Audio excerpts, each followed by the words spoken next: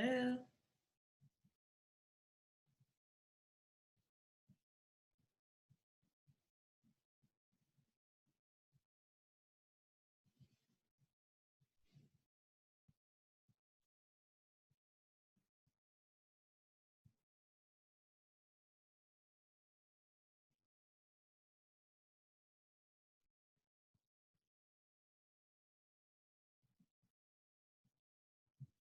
Hello, you guys, and welcome to the Women's Cave. I think Winona let me have it because I'm sick today. Yeah, I did that, and I'm half awake. This is my first day being like decently up and about. But soon you'll have your degree. We'll know. Oh, I'm Jake. Oh yes, good job. I never do it when you're not here. I'm Winona. Yay! We remembered good times. Yeah. So I want to address my hat situation before we even No, we were start talking about that. my degree. I'm the narcissist. Okay, so she's getting a degree. Thank It'll you. be soon. We're like all excited because finally she'll stop doing homework and like get down to the business of writing. Yeah. No, okay. Now we can skip over this mess. What's wrong with your hat? What is on your head? Oh, because I'm trying to keep my fever. Not like I bathe, but you know, having chills and like teeth chattering. That's not good. So I'm hoping that this hat will really keep some heat in, and I'll be all right. Because anyone that follows the show knows I have bronchitis like constantly. Okay, quick thing on this, and then we're gonna move on to like real stuff, like we wrote books. But I just want to say, because she showed up ill today, the people here cut the heat on. Like it was at 85 degrees, and I'm finally warm. So thank you, and thank you. Thank me for being sick. That's crazy. Okay, right. But anyway, we'll go with it. We'll roll with it. Okay, and people say I'm the high one because of my medicine. I'm not. Go. Okay, so yeah, we wrote some books. books. And I Saw It series and the Mystic Guide series. Wow, I can't even remember my own books. Okay, so And I Thought Divorce Was Bad, Little Life Lessons. And I Thought Being Grown Up Was Easy. And I thought I could juggle it all. Juggle it all, right? And I thought he was the nope. Journey Alone. Mm-hmm. And I thought he was the one. And he had some kind of workbook in there. Y'all look it up on the internet. It's great. And I thought I had it all figured out. A fiction, what is it? Episode 1. Yeah, that's what it is. And the Mystery Guide series. The Mystery Guide, A Fast Way That Leaves Crooked Friends. And the Mystery Guide, Cocktail Soirees, and the LBD. The Little Black Dress, for everyone out there that doesn't know what an LBD is. Also, we are the editors of the 25 Hottest Indie Authors, Artists, and Advocates magazine and the And I Thought Literary magazine. And can I please say it? And we have a docu-series on Amazon, Just Right in Life. So check it out. Check out everything that your ladies are doing on andwethought.com. And while you are there, take a minute, go to the ladies tab, go to the middle of the page, and support the charities that we probably support. Because you know what? Doing good is a good thing. Now, you're not here to hear about us, although you heard all about us. You're here to hear about our wonderful guests. Wonderful guests, would you like to introduce yourself? Hi, I'm Kate Tilton, and I help authors connect with readers. Nice. Great. Wow, I love how she did that. Like, she did it in one sentence. Yeah, Okay, so I have to ask. We can elaborate if you want, but that's the basic. Okay, well, we're definitely going to elaborate. We have a few minutes. I know. We have at least 12. We have at least 12 minutes to elaborate. So I have a question. Yes. How long have you been doing this? It's going to be 8 years next month. That's why she has it down to a sentence. Okay, Jade, you had a question? You may go after the narcissist. Oh, no. You know I'm sick, right? What was my question? So what motivated you to want to help authors? Are you an author yourself? Technically, kind of. Writing's not a passion of mine. I'll probably publish stuff because I want to help more authors. But really, I've always just loved reading. It was a childhood thing. And then I discovered that people actually write these books and they're authors. And then I got to meet an author in person, and I happened to meet one of my favorite writers. And at the time, they were looking for an assistant, and I asked if I could be that person. So I kind of fell into the job, but I just always have loved books and the people who create them. Okay, how's the first author meeting going? Were you totally a fangirl? Were you totally a fangirl? Yes, definitely my question. I In a way, like my first time meeting an author in person, I was a kid. I was still in like, oh, what was it, like right before high school, like that weird awkward phase between like middle school and high school. And I was in a very small town, so it was a really big deal that we were going to have an author come to our school. Like, this never happens. The librarians of the school worked really hard to get the funds to get him up here. And, you know, we read all the books and we did all these projects. It was Rodman Philbrick. He wrote Freak the Mighty, Max Mighty, The Young Man of the Sea. It's like a lot of really classics. And yeah, there is a picture of me getting my book signed, and I have the stupidest grin on my face, and it's that completely awkward phase, so I'm a hot mess. But I was so happy to be able to have my book signed because I loved all of his books. So I don't think it was awful fangirling, but it was definitely one of those just like, this is the best day ever moments. I mean, I totally had a fangirl moment when we had an author on our show. I was like, I'm such a fan. I don't want these questions for you. I just want to like stare at you and be like, I love your brain. Yeah, I had the same thing, but I was evil to mine. So beware to all authors out there that I actually like. She wasn't evil. I wasn't. She was just like, I don't know what else to say. I just want to ask so many questions that I want to know why you made this character do that. Yes, I did. So anyway, so if you ever write a book and I become a fan, know that you have to explain your character's actions. The writing that I've done so far has been nonfiction, you know, about marketing, and I wrote some poetry, some very sappy poetry. So, would you ever hear? There's nothing wrong with poetry. That's what we are poets. Yeah. Okay, so we're gonna want to hear your poetry near the end. Right near the end. Right near the end. But first, I gotta ask. Oh wait, Kate. No, I'm gonna yield because it was a big deal before. No, it's not. Okay. Who is your favorite author? My favorite author currently is Victoria Schwab. She wrote a million books. I mean, I think the girl has 20 books out or something crazy like that. And Vicious is my favorite book so far that she has written.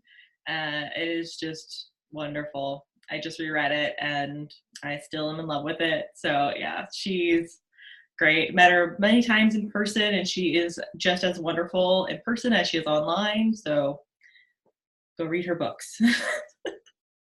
Okay, now I want to interview her so badly. Okay, so anyway, you said you're an author assistant? Yes. Yes, so I work with authors, and I help them do things from like the administration side of things to the production side of things to the marketing and strategy side. So a lot of the clients that I work with, you know, I kind of partner with them and help them do the stuff that they might not love to do, or they might not be as good at, or in some cases they're totally capable of doing it, but it just takes so much time away from the writing, so they'd rather have me do it. And I love it. I love working with clients and being able to help them publish their books and keep them organized. You know, it's a fun process. I really enjoy the publication process.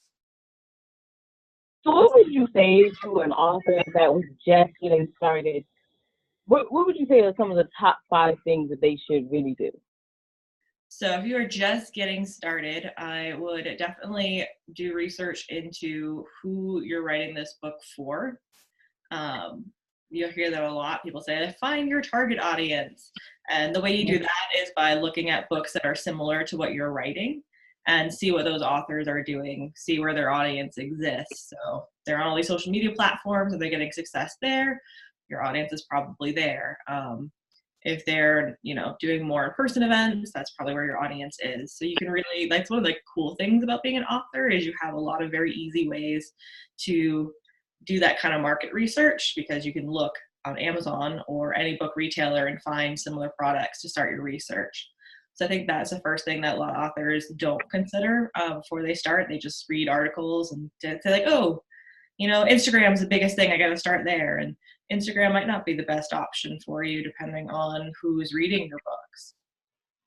The second thing would be, in terms of like production of the book, you definitely want to hire a good cover designer and make sure you either are hiring someone to do your interior design or you're using software that will make a good quality book. So I use Vellum for a lot of clients because it's very simple to use and will make really good. Okay. But spell out Vellum. Vellum, Vellum.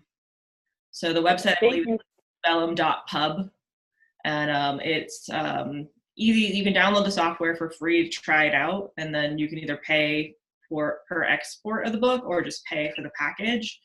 I've just paid for the package, so now I can use it unlimited, and it makes good ebooks and also print on demand books. So it's super handy. And I've seen a lot of people with poorly formatted books, and it takes away from that reading experience. So you really want to be able to, you know, the formatting of your interior should be something that people don't notice. If someone's noticing it, that means it's not doing its job.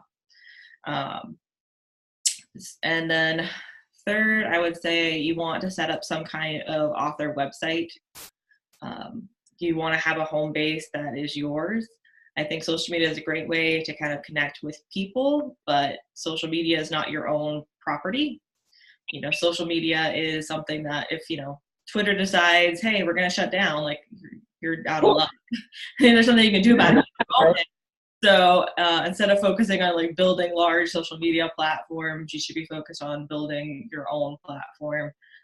So website and your email list, which you control, I think are the two big things that a lot of people will push to the side. I've had authors that have set up their email list and then never emailed their email list. I'm like, you have to do it. Trust me, you'll be happier in the long run. And the fourth, I would say, is just to give it time. I so understand when you spend all the time writing a book and you just want to get it out there and you're so excited about it. But I would not rush it. Rushing just leads to mistakes. And you want to just make sure that you give yourself and the book the time that it needs to be the best that it can be. And also, you know, try to be patient when it comes to building that community, because it does take time to build relationships and foster that community. And it's so easy to look at people who seem to be overnight successes, but every single person that I have met who has published books, even the ones who, you know, their first book that was published by a traditional house was a bestseller, you know, New York Times bestseller, you know, they wrote 10 other books before that book came out. So there's a lot of people, even that if they seem like they came out of nowhere, who have been working years for that overnight success. So don't compare yourself to others. It doesn't help. So it helps you to practice, and then you want to leave and never write another book. So you don't want that kind of help. Help yourself. Don't do it. Yeah. Okay, so how does it feel to be? I know that Jason and everyone here is signaling overtime, but that's okay because it's my show. It's our show, right? Wow. No, apparently it's just Blue Lotus show. Jay's not even here. Let me just get on out the frame. No, come back. I need your help. No, you wrap it up correctly. Oh, wow, I admitted that on camera. Take that back. Okay, here's my question. How does it feel to be on this side? Because I know you said you wrote some nonfiction things. So what's the difference between the sides? And before you answer that, I'm sorry. I just remembered. You forgot that number 5 is contact you, right? Yeah, it should be. Yeah, there you go.